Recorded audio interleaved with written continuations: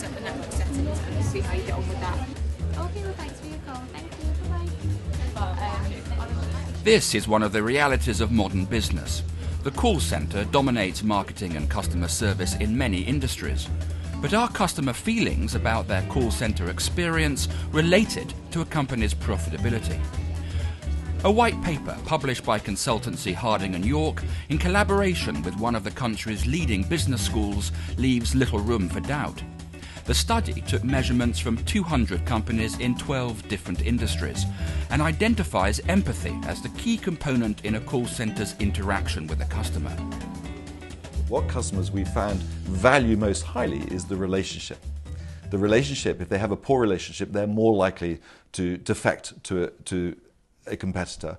If the relationship is good, they'll be more forgiving of the organisation, therefore stick with them through thick and thin. Customers who recommend particularly on issues of service and so on, generally are ones who are satisfied with the experience, and it's associated with higher levels of customer retention, higher levels of customers, what we call cross-purchasing or buying additional products and services. As more and more businesses sit up and take notice of these findings, increasingly Harding Yorke is being asked first to measure empathy and then provide solutions to improve it. And what it's finding in many call centres is empathy submerged beneath layers and layers of process. Traditionally, the processes that people have put into their organisations have actually dehumanised the people that they employ because of their personality. So they've added process upon process upon process, and they've forgotten that actually we are human beings and that we like to socialise and we like to have interaction, we like to empathise with each other. And that's really been taken out by scripts and various other mechanisms that companies deploy in their organisations. I think good processes are essential to deliver great customer experiences, because if you have really bad processes, it's quite hard to mask those, however good you are. However, what's really important is the way that process is presented to the customer. So a really skilled advisor will take the customer through sometimes quite a complex process, but in a way that doesn't make them feel processed. It's testament to Harding Yorke's success that in little over a decade, it's gone from research company to empathy solutions provider.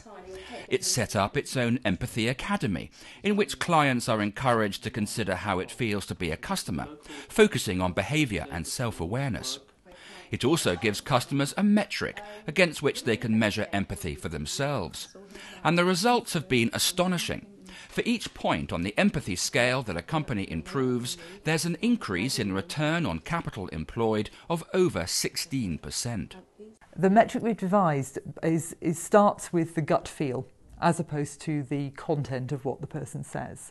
So, for example, rather than did you use the right words in the greeting, which we do measure, we're more interested in how did that greeting feel. So how welcomed did I feel at the beginning of the conversation? But over the years, the role of the call centre has changed, one that requires an even greater deployment of empathy. The Blood and Transplant Department of the NHS handles over 4 million calls a year, many of them of a very sensitive nature. People will talk to us about things they will not talk to their partner about. It's absolutely vital for the safety of the blood supply that we encourage our callers to be able to talk to us about the most intimate of details. And they won't do that unless they're comfortable with the person they're talking to, even over the telephone. But a few years ago, it detected a decline in performance in its call centres, so it called in Harding Yorke. It was a root and branch overhaul. We changed the recruitment process, we changed the training program, and we changed the coaching and monitoring program. But certainly within 2 months we noticed an improvement, and over a year I think we improved our empathy results and scoring by probably one of the largest margins that Harding Yorke have ever seen. But only 60% of Harding Yorke's work is telephony-based. The empathetic approach has had positive effects on face-to-face interaction. Barclays Bank worked with Harding Yorke on improving empathy among its branch relationship managers. In a banking environment, they're quite used to going through forms because in certain circumstances it's very regulated. But actually telling them to put their pen down and talk to the customer, they found it liberating. Most important point was say to the customers, they found it fantastic. Harding Yorke is expanding globally, as well as investing in the next generation of research products and services. One of its enterprise partnerships is with business and IT solutions provider Fusion Experience, developing the concept of digital capture and visualization of empathy, as well as helping clients design and build websites more empathetically. More and more these days, the interactions with companies is digital. Sites need to worry about that customer empathy and the interactions that the client's having, and how that person feels when he leaves that website. By going digital, you remove the barriers and the geography, and you can go global.